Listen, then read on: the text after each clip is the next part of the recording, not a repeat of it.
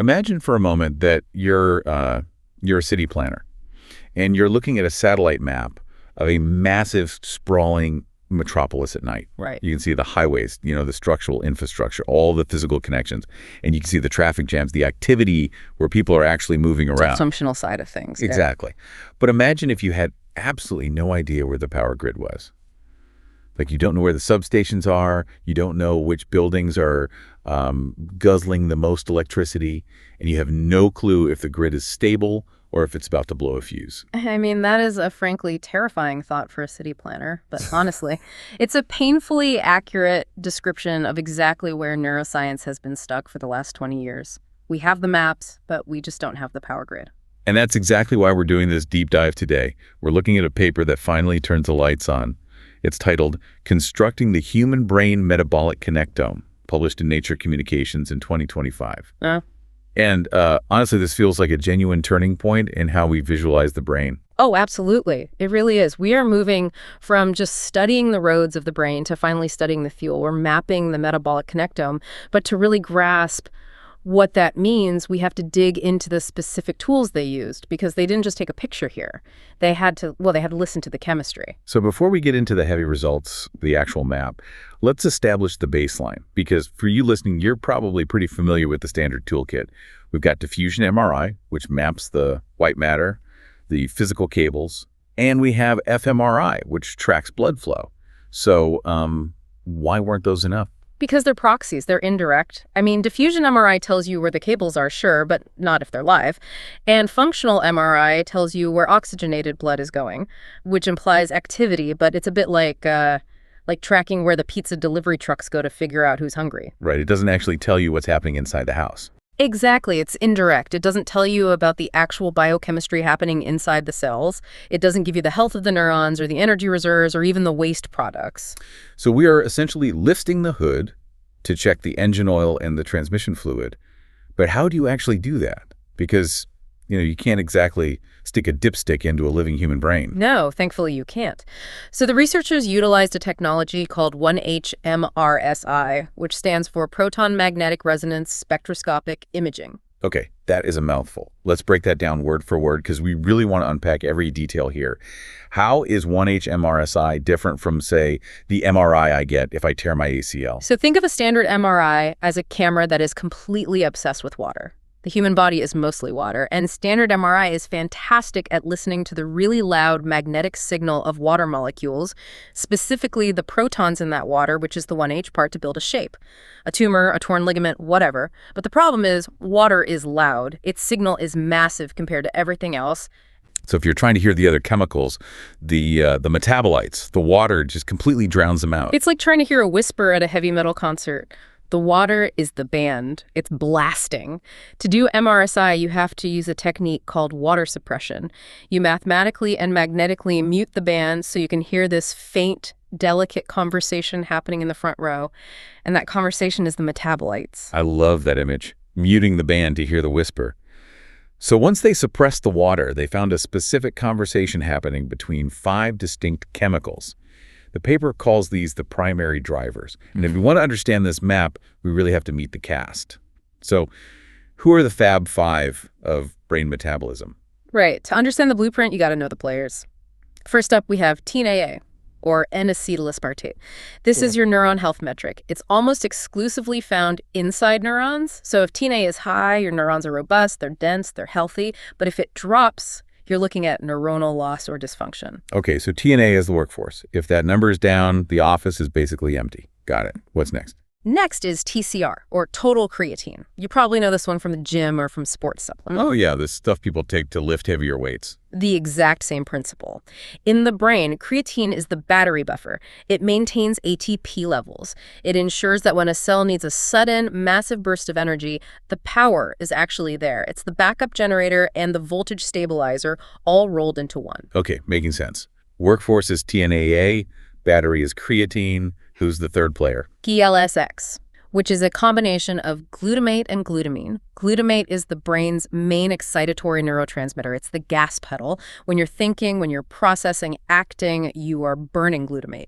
So high GALX means high signaling activity. So that's the actual work being done, the acceleration of the brain. Precisely. Yeah. Then you have CHO, or choline. Think of choline as the builder. It's heavily involved in membrane turnover. It maintains the cell walls. So a high choline signal usually indicates a lot of structural maintenance or really high cell density in that area. The construction crew. And the last one. This one is actually my favorite underdog. It's INS, or myo-inositol. For a long time, neuroscience kind of ignored this one, but it's a marker for glial cells. The glia. Yeah. Because for years, everyone said they were just the packing peanuts of the brain, right? Just there to hold the real stores, the neurons, in place. Exactly. But we now know they are so much more. They're the janitors, the nurses, the electricians, the defenders of the brain. They actively support the neurons. So INS gives us a direct read on that support staff infrastructure. Okay, so the study mapped these 5. Neurons, batteries, gas pedal, builders, and support staff. And they map them across the entire brain. But here's where I have to play devil's advocate for a second. Biological data is notoriously noisy.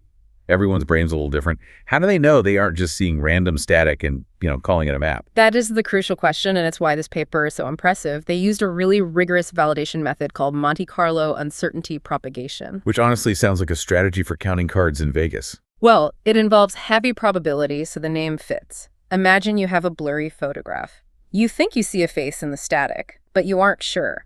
So you take the data of that photo and you mathematically shake it. You introduce random noise perturbations based on the known margin of error of your scanner, and you do this 50 times. So they're aggressively stress testing the data. Exactly. If the face in the photo disappears when you shake it, it was just a trick of the light. But if the pattern holds up through 50 rounds of mathematical distortion, you know it's a real robust structure. They call this caper equals 50. It gives us extreme confidence that this metabolic map is a stable biological reality, not just scanner noise. And to even build that map, they had to divide the brain up, right? They used something called the Chimera Atlas. Yes. They parcellated the brain into 277 distinct regions. You can't just look at a giant blob of pixels. You need to look at functional neighborhoods. So they took these 277 regions and calculated the chemical personality of each one based on those 5 metabolites. And when they looked at the stability of those Fab 5, did they all matter equally? Or were some, more important for drawing the map? They ran a leave one out analysis to test exactly that. Basically, they tried to build the map with only 4 ingredients and see if it breaks. And it turns out tNA, the neurons, CHO, the builders, and GIESC, the gas pedal, are the heavy lifters. If you take any of those 3 out, the whole map dissolves. Interestingly, the battery, creatine, and the support staff, inositol, were less critical for defining the spatial differences. They seemed to be more evenly distributed across the whole brain. Okay, let's just take a beat here. We have covered a lot of technical ground, so let's do a quick recap for you listening just to lock this in. Good idea. Bullet 1, we're using 1H-MRSI to listen to the chemical static of the brain by suppressing that loud water signal. Bullet 2, we've identified the key players, the Fab 5, representing neurons, energy buffers, neurotransmitters, builders, and support staff. And bullet 3, we know the map is real because they stress tested it 50 times using those Monte Carlo simulations. So a question for you, the listener. Imagine your brain is a giant corporation. We have just walked into the lobby and identified the CEO, the construction crew, and the energy supply. We know exactly who they are. Now we need to see how they're actually organized across the building. Do they all hang out together on the same floor? Or are they spread out? We have the parts list. Now we finally get to look at the blueprint. So when they plotted this metabolic similarity matrix, or MetSim, METSIM, what did the actual geography of the brain look like? The very first rule they found is the rule of distance. And it sounds simple, but it is foundational. Chemistry is local. Regions that are physically next to each other have almost identical chemical recipes. But as you get further away, the similarity drops off sharply. I mean, that feels intuitive. Neighbors share resources. You borrow a cup of sugar from the guy next door, not from someone across town. Right, but it contrasts really sharply with what we see in functional MRI. In functional blood flow maps, you very often see a region in the front of the brain syncing up perfectly with a region in the back. They act like long-distance best friends. In the chemical map, not really. Long-distance regions are chemically distinct. So chemistry is strictly a neighborhood game then? Mostly. But, and this is the big, but there is a grand overarching pattern, a global gradient. They call it the caudal to rostral gradient. Okay, caudal meaning tail or back, rostral meaning beak or front. So we're talking about a back to front wave. Exactly. Imagine a smooth, continuous gradient of chemical complexity starting at the base of your skull, the occipital lobe, and washing forward over your head all the way to your forehead. The study calls this the MS mode, or metabolic similarity mode. But what is actually changing along that wave? Is the front of the brain just like superior than the back? It's about diversity and homogeneity. In the back of the brain, the sensory areas, the chemistry is very homogeneous. The local neighborhoods look very similar to one another. But as you move forward toward the frontal cortex, the chemistry becomes highly diverse, much more differentiated. That actually mirrors the function, doesn't it? Because the back of the brain handles raw vision, basic sensory processing, but the front handles personality, planning, abstract thought things that require a lot of nuance. Exactly. The authors actually compare it to tonotopy in the inner ear. Oh, like how the cochlea works. Yeah. In your cochlea, sound frequencies are physically lined up on the membrane. Low pitch here, high pitch there. The brain seems to have done the exact same thing with its metabolism. It arranged its chemical hardware in a physical gradient across the tissue to support increasingly complex processing. They also identified something called a principal path. So this isn't just a static wash of chemicals. There's an actual trajectory through the brain. Yes. It winds its way up from the ancient parts of the brain. It starts down in the subcortex, moves through the brainstem and the cerebellum, and then sweeps up into the cortex. It creates this sort of metabolic spine that holds the entire organization together. Now, usually when we talk about brain networks in these deep dives, we end up talking about the rich club. These are the VIP nodes, the massive hubs that connect everything. In the structural wiring map, the rich club is usually the prefrontal cortex, right? The CEO's office, right behind the forehead.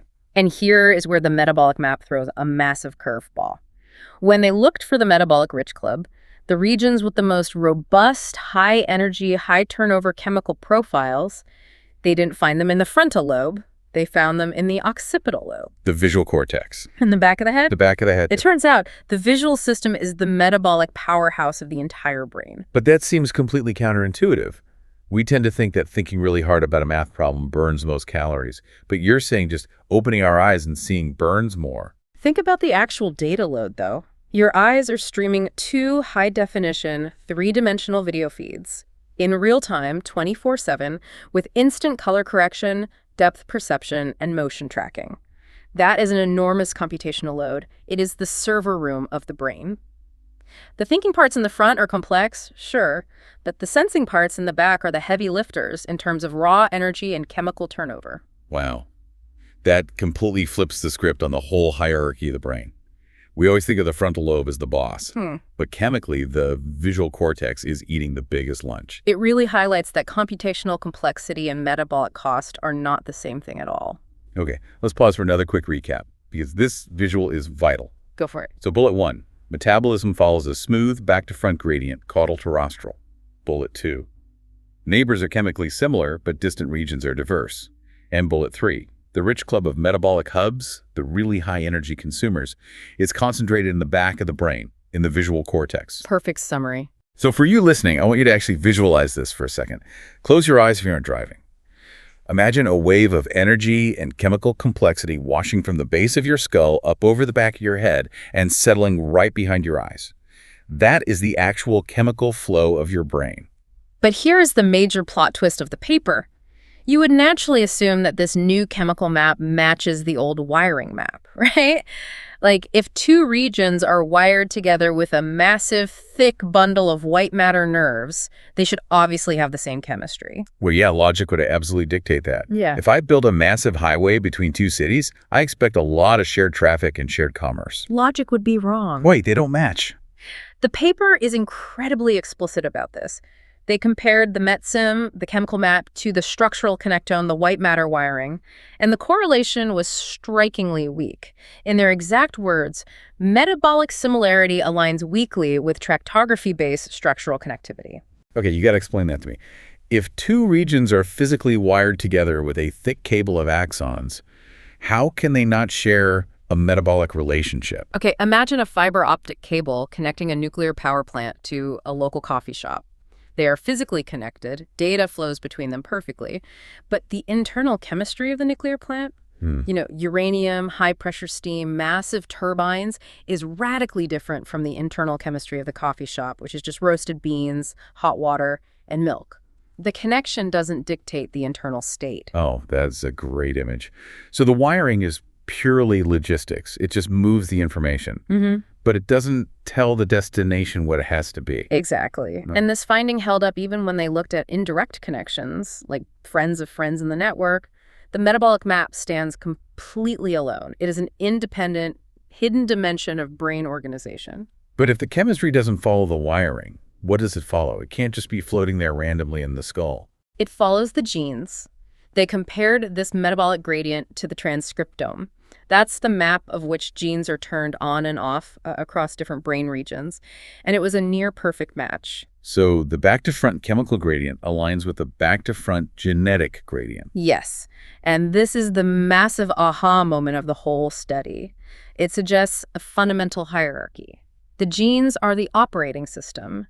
They determine the local chemical environment, the metabolism, and then the physical wiring, the white matter, is just the cabling installed later to connect the different departments. The chemistry is foundational. It sits deeper than the wiring. That implies that if we really want to understand the brain, we've been staring at the Ethernet cables for 20 years when we should have been looking at the OS. Or at the very least, we need to be looking at both simultaneously. We've been acting like the cables explain how the building was built, but the chemistry is what actually defines the room. This has to have massive implications for medicine. I mean, if metabolism is this deeper foundational layer, does that mean we can see diseases earlier? That is the ultimate hope here. And this is where we really get to the practical application. The paper specifically brings up schizophrenia as an example. How did this map apply to schizophrenia? Right now, we very often diagnose severe brain disorders by looking for structural damage on an MRI. We look for tissue shrinkage, lesions, atrophy. But structure is really slow to change. It takes a long, long time for a brain region to physically die off or shrink enough to actually see it on a scan. But metabolism, chemistry, that changes fast. So we could catch it early, before the damage is physical. That's the theory. Since metabolic organization seems to precede the structure, we might be able to detect chemical failures like a sudden drop in TNAA or a weird spike in GALX long before the physical brain tissue starts to disconnect or die. It's the difference between waiting for the light bulb to actually blow out versus seeing the voltage drop on a meter a week before it happens. Yeah. Perfect analogy. If the metabolic gradient, that smooth chemical wave we talked about, is driven directly by genes, then a disruption in that gradient might be the very first sign of trouble. We could potentially detect a chemical failure long before the patient shows severe clinical symptoms. We could intervene when it's just a voltage drop, not a total blackout. Exactly. And because 1H-MRSI is completely non-invasive, there's zero radiation. Unlike PET scans, we could theoretically track this over time, safely. Hold on. Let's talk about PET scans for a second, because we hear about those a lot in neuroscience. How is this MRSI technique actually better? Well, PET scans are incredibly powerful, but they have some big downsides. They involve injecting radioactive tracers into the patient that exposes them to radiation, so you can't just do it every week. And usually a PET scan only tracks one specific thing at a time, like glucose consumption. So PET is basically just watching where the coal goes in the city. Right. But 1H-MRSI is non-invasive. You can do it on a standard 3 Tesla MRI machine, which most major hospitals already have. And it tracks 5 distinct cellular processes at once: energy, neurons, glia, membrane turnover, and acceleration, all in about 20 minutes. It is a vastly richer picture of the brain's health. It sounds almost too good to be true, honestly. There has to be a catch. Yeah. Is there a flaw in this new map? Nothing in science is perfect, and the study fully acknowledges a literal hole in their map. Because MRSI relies on measuring incredibly delicate magnetic fields, it gets deeply confused by air. Air inside the head. Yes, the interface between brain tissue and the air pockets in your skull, like your sinuses, the transition from tissue to air creates massive magnetic distortion. So the areas of the brain right behind your nose and right above your eyes, specifically the orbitofrontal cortex, are incredibly hard to map. The signal just gets garbled by the artifact. So we have a literal blind spot right behind the nose. We do. The researchers actually had to exclude some of those regions because of what they call susceptibility artifacts. So our map of the emotional control centers, which sit right there behind the eyes, is still a bit fuzzy in this connectome. But as the magnet tech improves, that blind spot is definitely going to shrink. Still, Even with a blind spot, this feels like we have just been handed an entirely new atlas. We spent decades thinking the world looked like the subway map, just the wiring, and now we have the actual geological survey, the chemistry. And the geological survey tells us where the resources actually are. It tells us that the brain is organized by these beautiful chemical gradients driven by our genetics, sitting entirely underneath the white matter wiring we've studied for so long. It really is a paradigm shift. Yeah. So as we wrap up this deep dive, I want to leave you, the listener, with something to really chew on. We've spent a lot of time talking about maps and matrices and chemicals, but what does this actually mean for us as conscious people? You know, I've been thinking a lot about that gradient, that smooth physical transition from the sensory back of the brain to the abstract complex front of the brain. The paper strongly suggests this gradient is the literal platform for human cognition. And if our personality, our abstract thoughts, our consciousness are built on top of this chemical gradient, it makes me wonder about mental illness in a completely new way. Go on, what do you mean? Well, are disorders like severe depression or schizophrenia actually topological disorders? Is it possible that what we experience internally as a mood swing or a fractured thought process is actually a physical distortion in the geometry of this chemical wave? Whoa, that is trippy. You're asking if we are literally looking at the physical shape of a thought. In a way, yes. If the chemistry is the topology of the mind, then healing might be about reshaping that landscape, not just fixing a broken wire or bumping up serotonin, but actually smoothing out the physical gradient of the brain. Reshaping the landscape. I Yeah. really love that. So I have one final question for you listening.